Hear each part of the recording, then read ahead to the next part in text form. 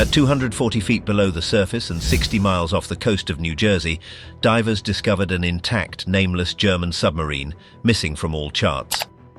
Among the sediment, a knife appeared with an engraved surname, Horenberg, and years later, a metal plate fixed to a generator solved the mystery, U-869. The find contradicted half a century of records that placed its loss near Rabat. The context didn't fit.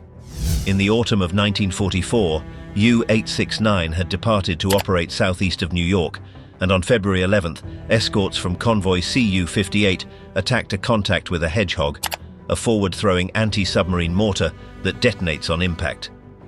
The case was logged as G, no damage. With no wreckage in sight, the file was buried under assumptions. Here lies the conflict, a wreck identified in the Western Atlantic and an official report placing it off Africa. Two versions of the same end that do not align. Who really sank U-869? Why was that attack recorded as no damage? What exactly happened on that February night in 1945? U-869, bound for New York. In the autumn of 1944, the German U-boat war bore no resemblance to its golden years. The Atlantic had become a minefield of Allied technology. ASDIC sonar, air-to-surface radar, and coordinated anti-submarine tactics minimized a U-boat's chances of survival on patrol. Even so, the German High Command continued to dispatch long-range submarines with one specific hope: to force critical disruptions in the supply routes fueling the Allied war effort. It was in this context that U-869 entered the scene, a 250-foot Oceanic Type 9C/40 launched in Bremen and commissioned in January 1944 under the command of Captain Lieutenant Helmut Neuerberg. It was a design built to operate far and for weeks: diesel and electric engines, 6 torpedo tubes, 4 forward, 2 aft, 22 torpedoes, and a 105mm deck gun. In October 1944, it was also fitted with a schnorchel, a tube that allowed it to recharge batteries using its diesel engines while operating at periscope depth, a critical advantage when enemy aircraft dominated the skies. After months of training with the 4th Flotilla, U-869 was ready for combat by late 1944. It sailed with a full crew of 56 men and followed the standard route to avoid unnecessary risks at the outset: Kiel, then Horten and Kristiansand in Norway, and finally the leap into the Atlantic. On December 8, 1944, it left the Norwegian coast to begin its first war patrol with a clear order: proceed to the area southeast of New York, where convoys bound for Europe were still transiting. The mission was dangerous, but it followed a logic that had worked in 1942 during the offensive against traffic off the United States. Except that in 1945, that same coastline was, for a German submarine, a place where the margin for error was virtually zero. The problem began before U-869 even reached its assigned area. Neuerberg chose an unusual route.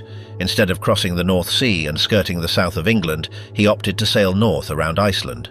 This detour could increase the chances of slipping through the anti-submarine screen undetected, but it also extended the journey and created a window for Berlin to change the plan while the submarine was in transit.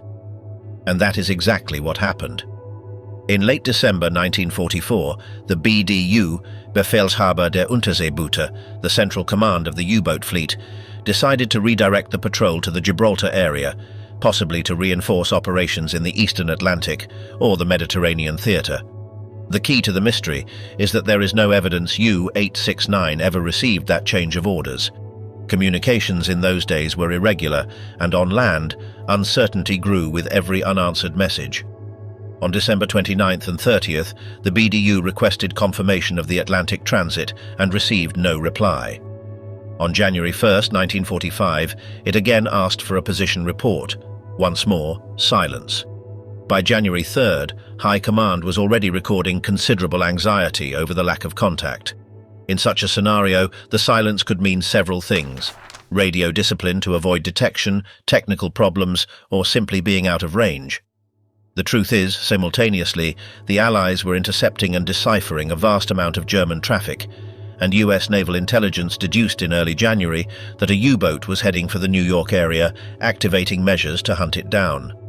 On January 6, 1945, U-869 broke the silence with a position report. It was approximately 600 nautical miles southwest of Iceland, advancing through the North Atlantic. It was the last known message. From that point on, the submarine vanished from the conversation with its base, and the trail became administrative. With no confirmation, the BDU assumed that the order to proceed to Gibraltar had been received. That assumption, seemingly reasonable on a map, became the seed of an error that for decades would appear indisputable. As weeks passed, evidence uncovered much later would paint the opposite scenario. Neuerberg would have continued with the original plan towards the American coast. In February 1945, U-869 would have entered the waters off New Jersey, precisely in the approach corridor for the transatlantic convoys departing from New York for Europe. US naval intelligence, in fact, accurately estimated that this enemy submarine would reach that zone in early February. But U-869 transmitted no more and never returned. The Kriegsmarine lost contact definitively on February 11, 1945. With no survivors and no subsequent communications, the submarine was officially declared missing. When the war ended, the Allies undertook a meticulous yet vulnerable task, matching each lost U-boat to a recorded anti-submarine action. In the case of U-869, this process solidified a version that aligned with the prevailing hypothesis in Berlin. If the submarine had been redirected to Gibraltar, then its end must be sought in the Eastern Atlantic. And there was an episode that, by date and geography, seemed to close the file. On February 28, 1945, near Rabat, the destroyer escort USS Fowler, alongside the French submarine chaser L'Indiscrète, attacked a submarine contact west of the Moroccan coast. The Fowler employed a Hedgehog, an anti-submarine mortar that fired salvos of small charges designed to detonate only on impact, complemented by conventional depth charges from the French vessel. The report spoke of bubbles and perhaps a diesel slick, but described no solid wreckage to confirm a kill. In the midst of war, this lack of material proof was not unusual. Contacts, attacks, and claims accumulated in an ocean where the enemy often vanished without leaving visible traces. Yet the decisive fact is another. Initially, US naval intelligence classified that attack as G, no damage, meaning no confirmed impact. The post-war period rewrote that assessment. Re-evaluating old actions, the Allied committee upgraded the Fowler's episode to B, probably sunk, because no better explanation was available for U-869's disappearance. The logic was cold.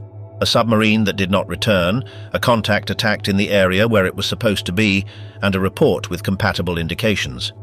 Thus, for decades, an official truth was established, that U-869 was lost on February 28, 1945, off Morocco by the action of the Fowler and L'Indiscrète.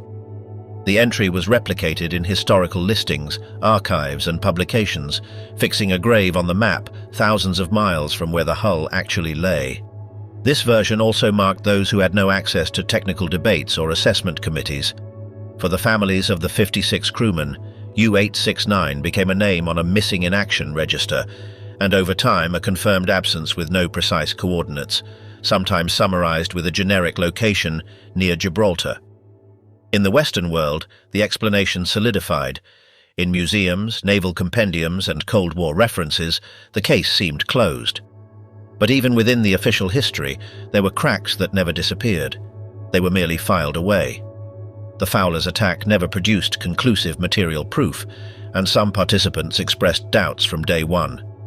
The commanding officer of the USS Koiner, which joined the operation near Rabat, even considered the possibility they had attacked a wreck already lying on the bottom, not an operational submarine.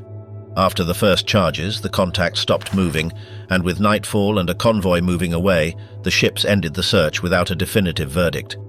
The fog of war was enough for a lingering question to be buried under a label of probability. In the 1990s, voices began to emerge that dared to view the case file with skepticism. German naval historian Axel Nistle, a specialist in U-boat losses, pointed out inconsistencies and, in January 1994, put forward a hypothesis that clashed head-on with half a century of certainties. U-869 might have been lost near New York, perhaps even due to an internal incident related to a torpedo, including the possibility of a torpedo circling back on its launcher, with a sinking around February 11, 1945. Nistle worked with newly declassified Allied archives and furthermore followed persistent rumors within the technical diving community. In 1991, a U-boat wreck had reportedly been detected unofficially in the waters off New Jersey without conclusive identification. Cross-referencing the data, Nistlé observed that almost no other missing submarine fit that discovery except U-869. One detail that completely changes the reading of the case is that, during the war, U-869 did not exist as U-869 for Allied tracking centers. In the rooms of the Admiralty and Cominch, the command of the US Navy, it was a tracked entity with a code, the bigram OI. And in this internal correspondence, the crack was written that would later allow the case to be wrong for decades. On January 22, 1945, the Admiralty acknowledges that the movement of OI is peculiar, but still decides to plot its course assuming it is heading to Gibraltar, and explicitly asks how it was given that order. It even raises a possibility devastating to any official truth, that the submarine was acting solely on its original sailing orders and that command had assumed or accepted that OI had missed the message changing its operating area. That same day, Cominch responds that the situation is confusing and adds an element typical of the intelligence war. Ultra, the British decryption of German communications, suggests a picture that does not entirely fit with Gibraltar. Nevertheless, Command admits it will continue working assuming the heading towards the assigned zone until the picture clears. And on January 29th, Cominch introduces another explanation, technically plausible and narratively lethal, that a coding mistake or a garble, a corrupted message during transmission, might have produced a logical reading towards Gibraltar without guaranteeing the submarine had received it as intended. In other words, long before anyone found a plate on the seabed, a paper trail already existed where Allied commands were admitting in writing that they were constructing the U-boat's track based on operational assumptions, not confirmations. And when decades later the archive still upheld Rabat Gibraltar, it wasn't just stubbornness. It was the inertia of a map that since 1945 had been drawn using a word dangerous to history: assuming. For the general public, however, there was nothing to change. The records still pointed to Morocco and Gibraltar. No one had presented physical proof capable of forcing a reopening of the case. If the documentation stated that U-869 was sunk in African waters, why was there no tangible confirmation of its final resting place? The answer lay buried about 60 miles off the coast of New Jersey. The New Jersey plate, the key piece. On September 2, 1991, a civilian team of sport divers followed a tip that had come through an old channel. Months earlier, a local captain nicknamed Skeets Frinks had told Bill Nagel, then a veteran wreck hunter, that his nets kept snagging on something big on the bottom. The exchange was straightforward, coordinates in return for another good fishing spot, the kind of barter common among fishermen and underwater explorers. With his boat, the RV Seeker, Nagel organized the trip. Below the surface, dive master John Chatterton illuminated the silhouette with his flashlight and confirmed the unthinkable. It was a German U-boat, intact, but without an identity. The discovery not only surprised, it contradicted. According to Allied records and the post-war assessment, U-869 had been lost near Rabat on February 28, 1945, attributed to an attack by the USS Fowler and the French patrol vessel L'Indiscret. That action, which US naval intelligence had initially classified as G, no damage, had been upgraded to a B, probably sunk, and became a certainty repeated for decades. Consequently, for official history, it made no sense for a German submarine of that type to be off New Jersey. Along that coast, theoretically, none were missing. In the jargon of anti-submarine assessment boards, B, probably sunk, did not equal confirmed. It was the level assigned when an attack seemed decisive, but the typical material proof, wreckage, bodies, identification by serial numbers, was missing to elevate it to absolute certainty. The divers couldn't solve it instantly either. The only clear fact was the model. By structure and dimensions, the wreck matched a Type IXC/40, a long-range ocean-going submarine. That opened a list of candidates and simultaneously a problem. Without a hull number, any name could be a mirage. To be discreet and avoid looters, they decided to keep the discovery a secret while they planned returns to gather proof. In internal conversations, the wreck came to be called Yoo-Hoo, a nickname that turned the absence of identity into the heart of the mystery. The Type 9C/40 detail was not minor. It was the German U-boat fleet's ocean runner, designed to cross the Atlantic with sufficient range and operate far from Europe. Its standard configuration included 6 torpedo tubes and up to 22 torpedoes, a combination that explained why, if that hull was truly an IXC-40, then it did indeed belong to a select group of U-boats capable of reaching the East Coast in the final phase of the war. Identification, furthermore, demanded a type of diving that does not allow for improvisation.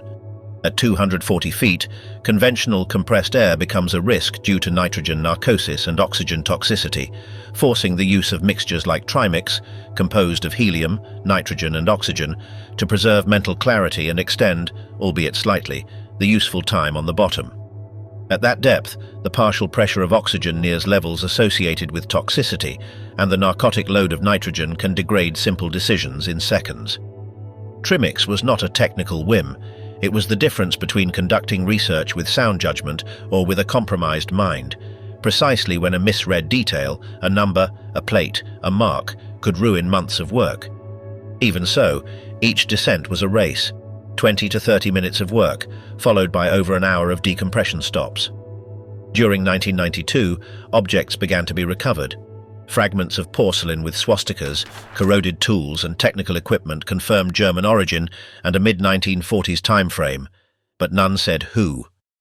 While inspecting the hull, a significant detail appeared. The submarine was fitted with a schnorchel, a device incorporated en masse by U-boats starting in 1944 to operate submerged while recharging batteries. That piece fit with a late-war submarine like U-869, though it didn't prove it outright. The general state of the hull was also notable. Damaged, yes, but not split in two or shattered, as if the end had not been total destruction visible from the outside. The schnorchel was also a clue to the timeline. Its late adoption stemmed from the German need to reduce surface exposure when Allied radar and air patrols already dominated the Atlantic. But this same advantage had a cost.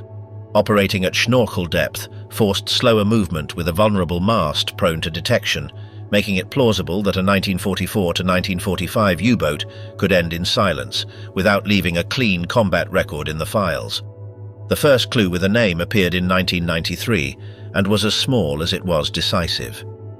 In the sediment of a compartment, Chatterton recovered a corroded table knife. Cleaning it with his thumb, he discerned grooves on the handle, an inscription. Back on the surface, under steady light, they managed to read it: Horenburg. In that instant, the wreck ceased to be just a military object and became a place inhabited by specific people, with personal belongings marked for use in the onboard mess hall. The search for the surname led them to the archives. Richie Kohler wrote to the Deutsche Dienststelle in Berlin, responsible for casualty records, and received an unexpected confirmation. There was only one sailor with that surname in the U-boat service. His name was Martin Horenburg, and he was listed as a radio man, Funkmeister, on board U-869. The deduction was almost automatic.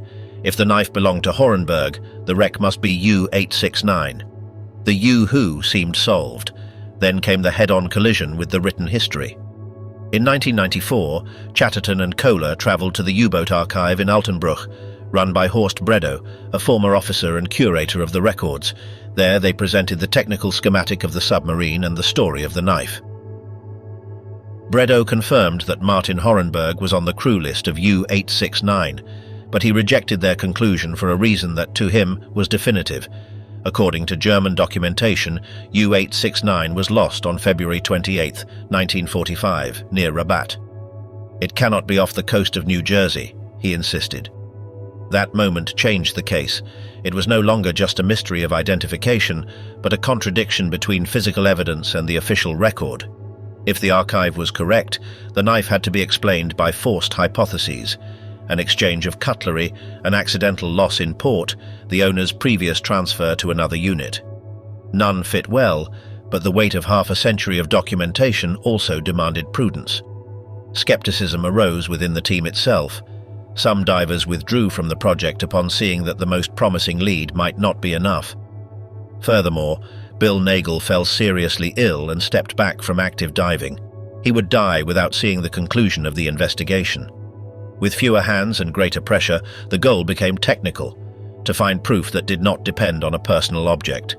They knew where to look: U-boats had manufacturer codes and plates on equipment, engines, periscopes, instruments, and components like the UZO, the aiming device on the bridge, could confirm models and serial numbers.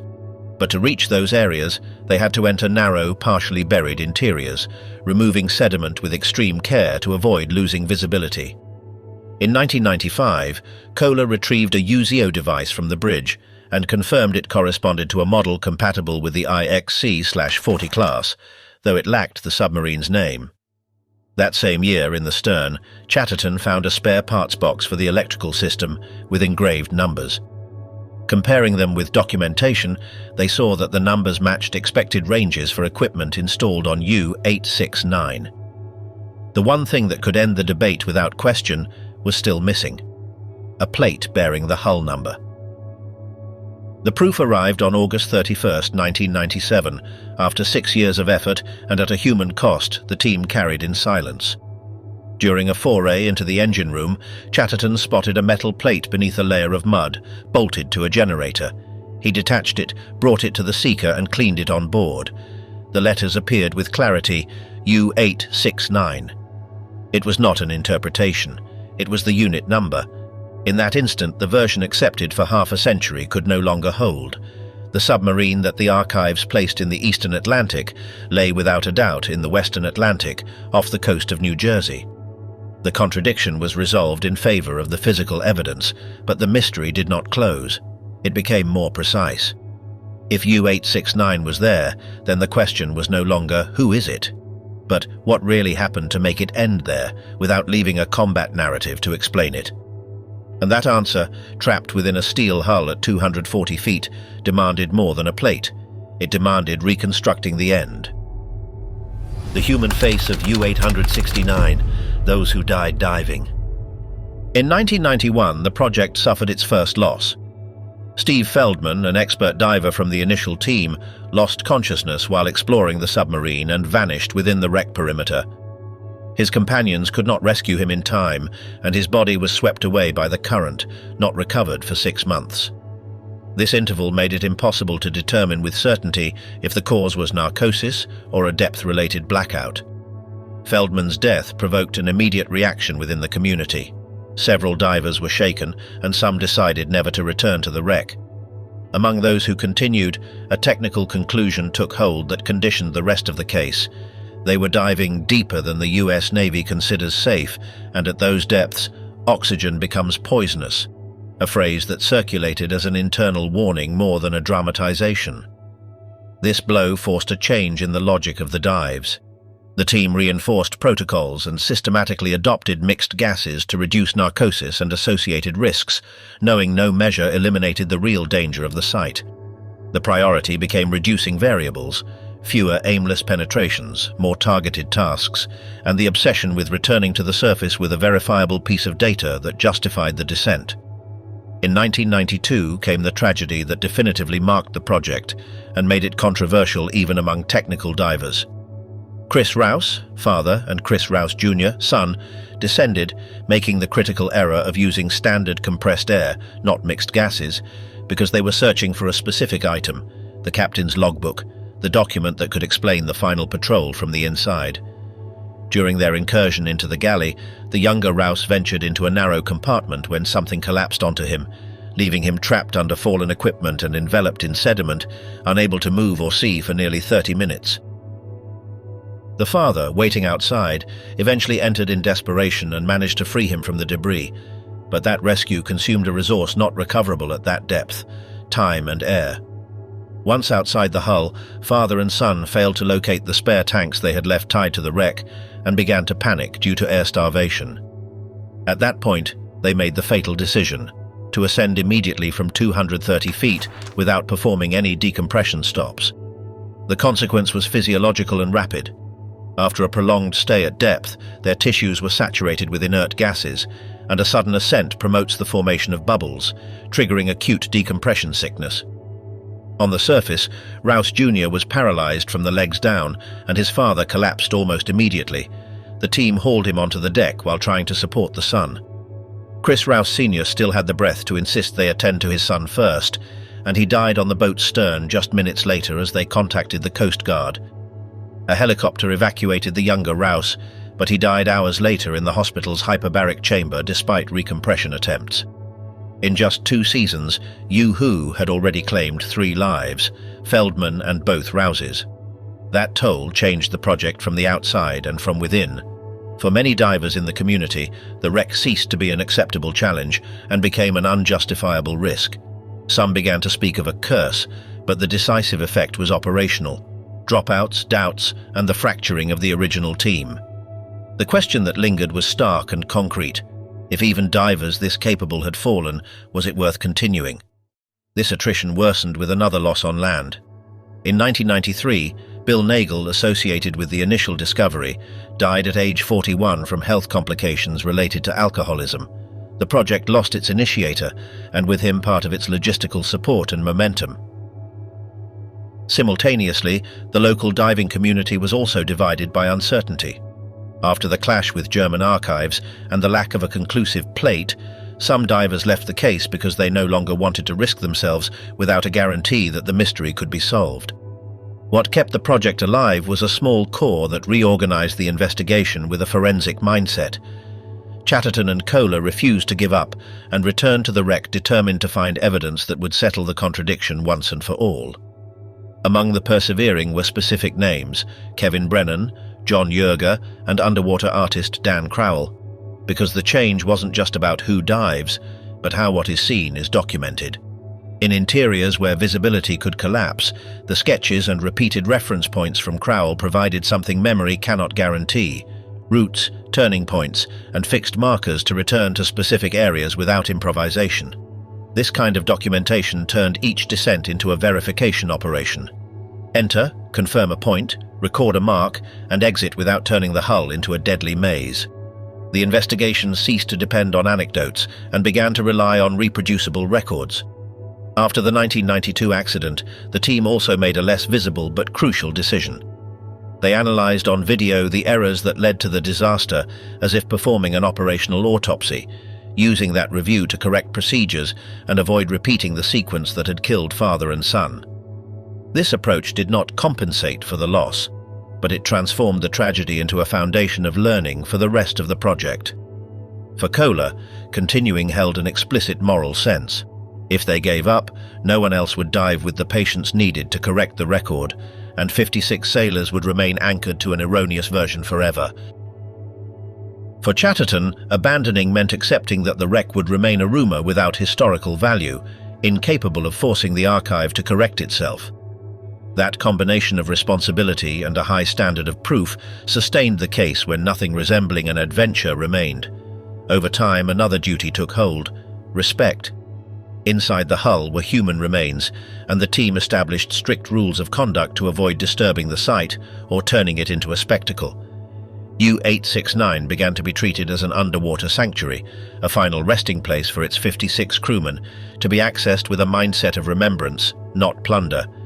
When the material evidence allowed the map to be corrected, the case ceased to be merely technical and became human on dry land. The stories of Ingrid Horenberg, Barbara Bowling, and Herbert Gushevsky illustrate the same phenomenon. For decades, the families lived with wrong coordinates or vague formulas, and the truth arrived late, but it arrived with proof. In many cases, widows, parents, or siblings died without answers, and it was the next generations, children, daughters, nephews, who could finally learn where and how their loved ones had ended. Koiner recorded contacts with relatives and, when possible, returned objects that had served as personal links within an investigation dominated by metal and numbers. In 1998, for example, he documented his meeting with Barbara Bowling, who had lived for half a century with the inherited 1945 version of the submarine's fate, and received for the first time an explanation based on evidence. The most unusual human closure came from a survivor who had never sailed. Herbert Gushevsky, the assistant radio operator, did not board due to pneumonia and pleurisy and spent 55 years believing the official version. In 1999, seeing the case on television, he said the memory shook him inside, brought him nightmares, and brought back the specific names of his comrades, as if the patrol had never ended. Gushevsky contacted the documentary producers and could finally learn the real fate of the men he had served with. In 2001, a commemorative dive was organized on U-869 to pay tribute both to the crew and to the divers who had died during the search. By then, the case had already produced 3 irreversible results: a real location, a proven identity, and families informed with evidence. What was missing was the final piece to close the historical arc without gaps, to reconstruct the night of 1945 and explain why a real attack could have remained archived for decades as no damage. The night of February 11th and the correction of the record. On the night of February 11th, 1945, convoy CU-58 was advancing east of New Jersey when the destroyer escorts Howard D. Crowe and Koiner picked up a submarine contact on sonar. The Crowe attacked first, and shortly after, reports recorded an underwater explosion. Then the Koiner launched depth charges on the same spot, and the action was associated with 2 detonations. However, nothing appeared on the surface to allow them to confirm a kill. Only partial indications, like oil and bubbles, with no identifiable wreckage. This visual void was decisive. The escort could not halt the convoy to sweep the area for hours, and the Koiner's commanding officer even suggested the contact might have been a false echo or even an old wreck on the bottom. With that doubt, the engagement was filed with the label that kills any story: G, no damage. Only later, in post-war reviews, was the incident elevated to B, probably sunk. But that adjustment was buried among hundreds of files and never became the dominant official version.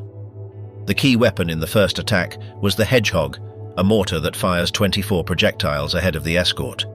Unlike depth charges, they only detonate on contact with a hull. If there is no hit, there is no surface explosion to see. As it's fired while maintaining sonar contact until the last second, it eliminates the close-range blind spot. Result: a potentially lethal hit without fireworks on the surface, consistent with oil and bubbling, but with no visible debris. This is why the error persisted for decades. If the German archive still placed U-869 en route to the eastern Atlantic, Allied evaluators tended to slot it where it should have been, not where it had actually disappeared. Thus, the Rabat attack ended up serving as a convenient box to check on the map, despite its weak foundation. The result was an administrative fact, not a certainty, a loss resolved without the element that makes it irrefutable: a located hull. Without surface wreckage or recoverable evidence, many attacks did not ascend to higher categories and did not generate a sinking report. This administrative mechanics explains why the Battle of February 11th remained neutralized on paper for years. When the positively identified submarine forced the case to be reopened, the breakthrough didn't come from intuition, but method. Gary Gentile combed through war diaries and reconstructed the only anti-submarine action that matched the date and area: the attack by the Crowe and Koiner on February 11th. From there, the question changed.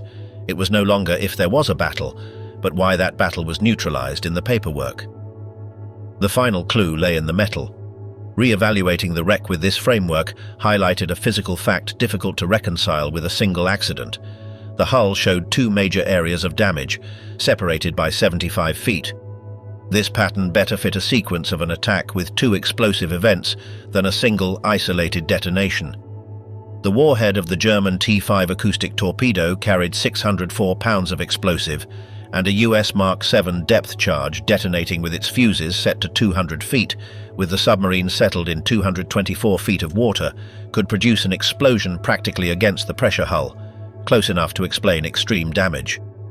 Furthermore, the known position of the wreck was just 4.5 miles from the reported attack position, a small discrepancy for 1945 navigation and anti-submarine warfare, and too close to ignore.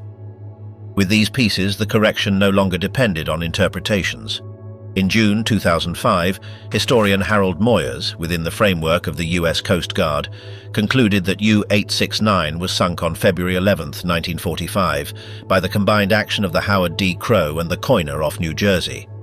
Shortly afterward, U-Boat.net updated the submarine's entry with this fate revision, removing the traditional attribution to Rabat and restoring credit to the battle that had been hidden behind a single letter: G. Derby House tracking submarines with a map. The Atlantic was governed by quick decisions based on scant evidence, probable courses, intermittent sonar echoes, and seconds-long radio signals. This system saved convoys in real time, but it left a structural problem for any file. The difference between neutralized and confirmed depended on physical proof that often never materialized. The British Centre for this coordination had moved on February 7, 1941, to Derby House in Liverpool, where Western Approaches Command directed the defence of the transatlantic routes.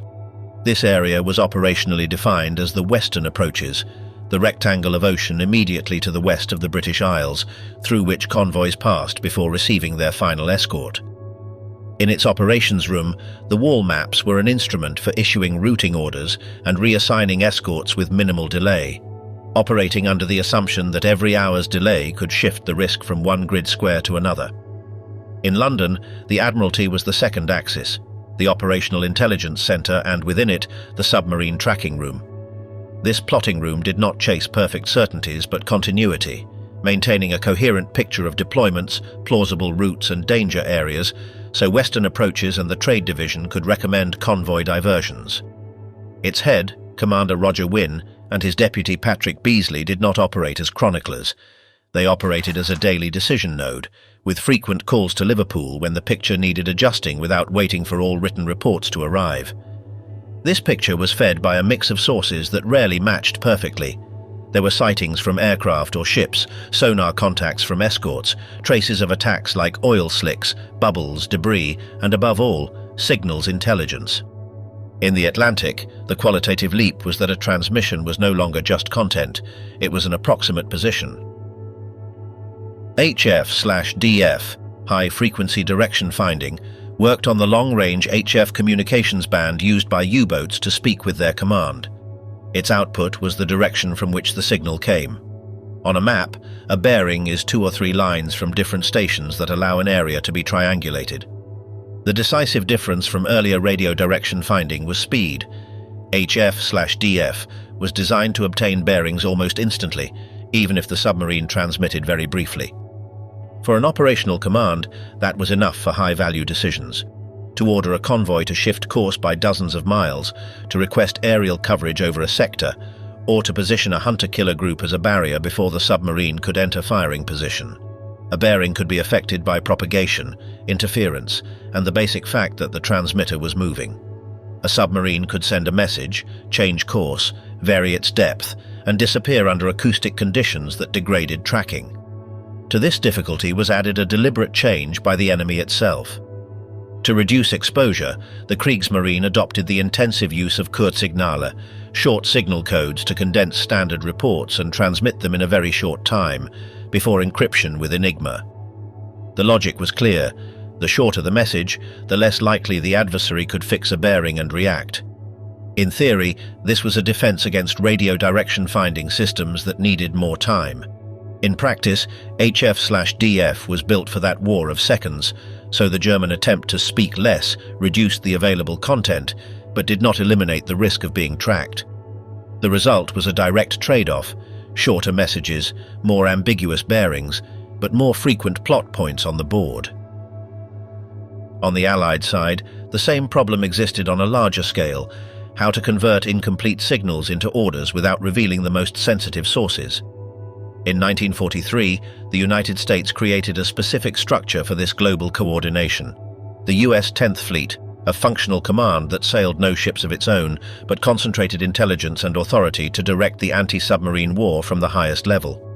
Its value lay in 2 organizational additions: a convoy and routing section and an operations research group, integrated into a system that could issue orders with less delay than the traditional naval chain.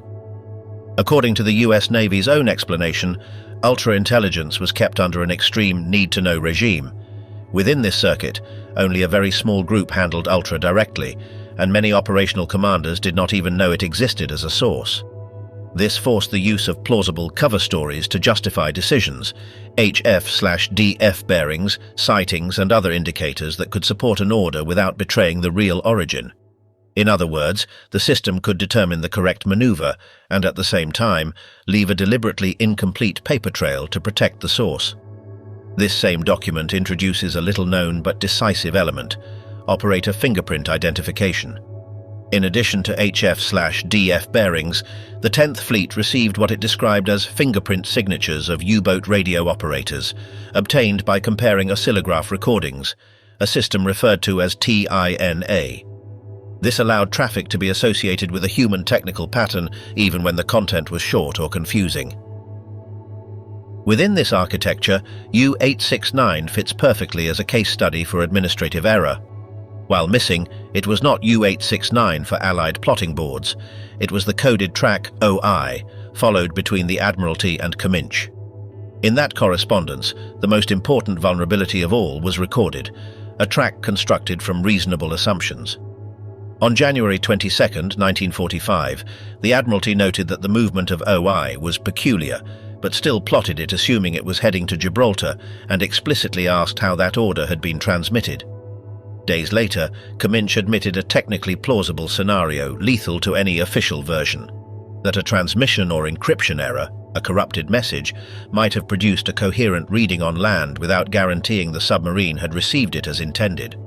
On a tactical scale, this same logic was repeated within each escort.